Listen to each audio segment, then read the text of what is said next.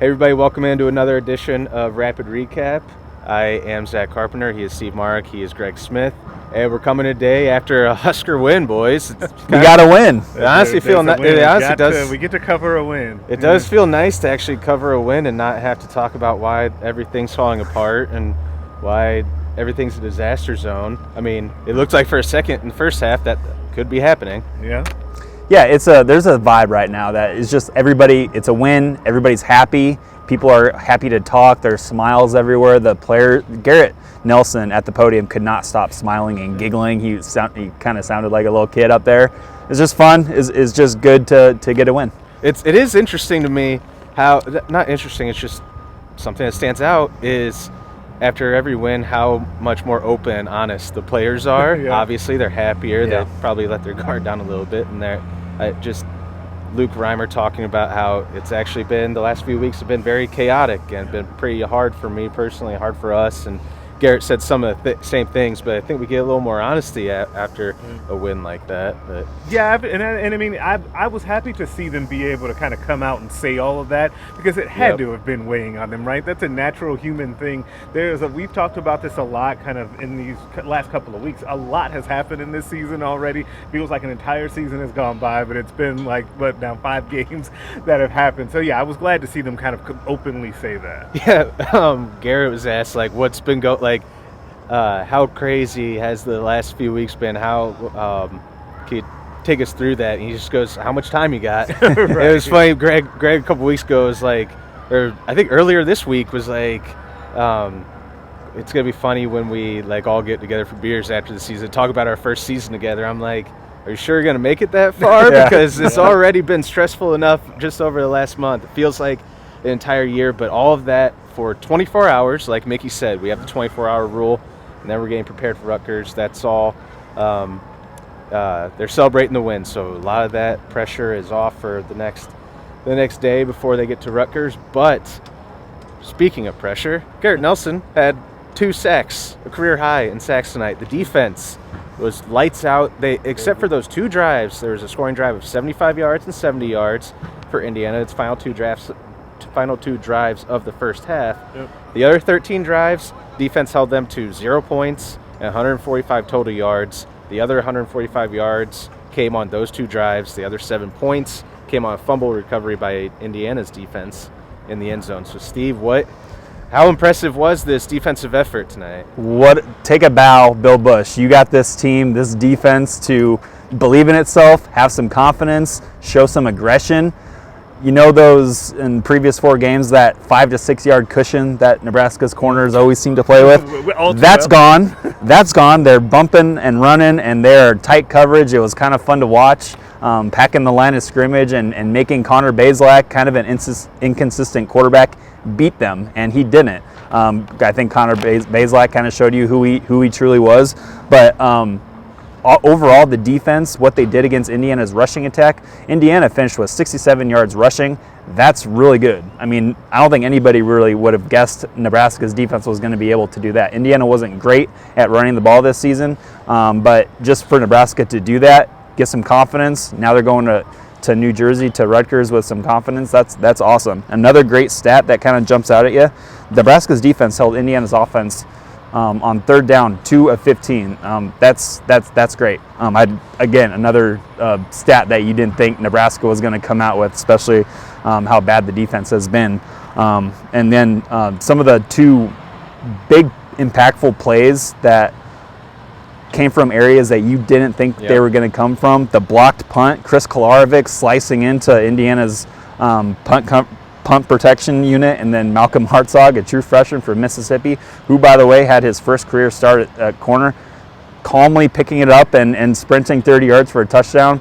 That was awesome. And then Luke Reimer coming up with that really hard hit, and then just managed to somehow get an interception out of it too in the same play. Mm-hmm. Which he said was a broken coverage. That's hilarious. Talking about the open and the honesty of the players, he was like, that's a great moment. Yeah, he's like, and it was actually, a busted coverage. I wasn't supposed to be where I was supposed to be, but yeah, right time, right place. When things are going good, it's going good. And then the thing that I think a lot of people are going to talk about is just the referees, the penalties. 23 combined penalties Nebraska had.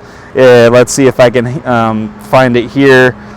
Yeah, 12 penalties for 111 yards. That's really, really bad. But again, like Mickey Joseph said in the post-game press conference, the defense, if they play like that, if they play with aggression and play hard, he's all right with giving up some penalties. I think a lot of football coaches would be okay with that. But yeah, I mean, they can't obviously do this again. I mean, 11 penalties.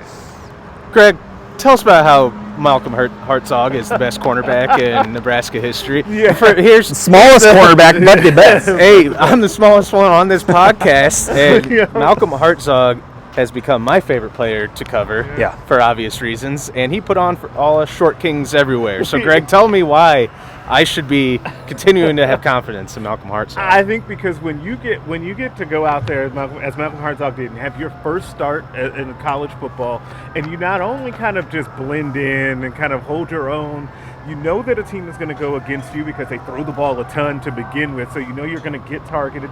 No big plays that went against him. There was that one run play that wasn't so great, and he'll have to worry about that on film. But then you have that scoop and score on the punt return, right? And so you get that confidence. That's what, like the word that Steve mentioned, that it just keeps ringing in my ears over and over again is confidence. And he's a guy that's at the top of that list for me because, man, what a way to get introduced to having your first start in college football. He can just continue to build on this. I'm excited to see what he can do from here. Yeah, and like Steve alluded to, that scoop and score is very calm. Oh, yeah. Like, that's something that I think it's like we all he's done it noticed. before. Yeah. Like, he didn't rush, he didn't panic, he just calmly got it. And honest to God, I thought that's how the entire team felt like tonight throughout most of the game was no panic. We were calm, and that was just a different vibe. It's interesting too about that, what you guys said about him just calmly picking it up. What did Mickey say when he first mentioned him, Hartzog, about being able to get out there and play? He said that he didn't blink, right? Moment's not too big. Not too big. He said it again tonight, and he actually got to prove it. So that was actually really cool to have that full circle moment after the coach praised him for it. Now that you say that, I'm remembering Mickey Joseph's quote about Malcolm Hartzog. He called him a little warrior. It's awesome. Perfect. I mean, that was that's my awesome. nickname in college, so I like it even more. There you go. Yeah, there you go. Tonight, just, I don't know if you guys felt this way, but it felt like just a weird game all around. I mean, the penalties, the stop starts, like I think 37 replay reviews. Turner Corcoran got ejected for throwing a punch. Wow, yeah, that seems like What? Nebraska had a game-changing play on special teams that was positive play. Yeah. You talk about, I mean, just some weirdness here, things that were 180-degree difference, and just I don't know if I'm off, Greg. Maybe I am. How weird the game felt? No, I thought it felt weird, but something that Garrett Nelson said, though, kind of stuck true as well, is that no matter how weird it got, they kept talking about with defense, like, we just need to, they say, chop wood and carry water. We just need to continue pushing, play the next play. And I think that mentality, if anything, is taken from this game, not the penalties, leave those here at Memorial Stadium with this referee and crew, officiating crew. Take with the Ed Hockley of college football. the Ed Hockley of college football. With his explanations. That will conclude the third quarter. I can't even do it to make it happen. Inside joke for those of you who weren't in the stadium. But they take that mentality going forward, and this team can actually, make some noise going forward the rest of the way. I do want to give a shout out Trey Palmer. Yep. Indiana's pass defense came into this game pretty bad. They gave up a lot of big plays, so just to see Nebraska's offense do something that they should have done was great to see. He finished with eight catches for 157 yards and that big 71-yard bomb touchdown from Casey Thompson. That was awesome. That was one of the 2 knockout blows that Nebraska had in the fourth quarter. So shout out Trey Palmer, a very reserved Trey Palmer in the post-game podium. He said, "That's what I do, man." Yeah. That is what Trey Palmer does. I really like the guy, and it's kind of fun to watch him, and just a different post-game interview kind of Trey Palmer than what we got in the spring, who was very more talkative. But so shout out Trey Palmer. Great game. Yep, great game all around. Went team win, which he talked about, which Trey Palmer talked about, and Garrett Nelson talked about. And Garrett Nelson, I think the last line of his presser was, "Well, we got 7 more of these. Next stop's in Piscataway, so see you there." See you there, and that's what we're gonna do. We've got a few more days of coverage here on the Inside Nebraska YouTube channel and Nebraska.rivals.com, and play Rutgers on Friday night from New Jersey, and could be another weird one. Friday night, New Jersey. Who knows what's going to happen, guys? Yeah, a lot of weird stuff could happen in a weird, wacky conference, and yes. We'll see what happens. So for Greg Smith, Steve Marik, I'm Zack Carpenter, and we will see you next time.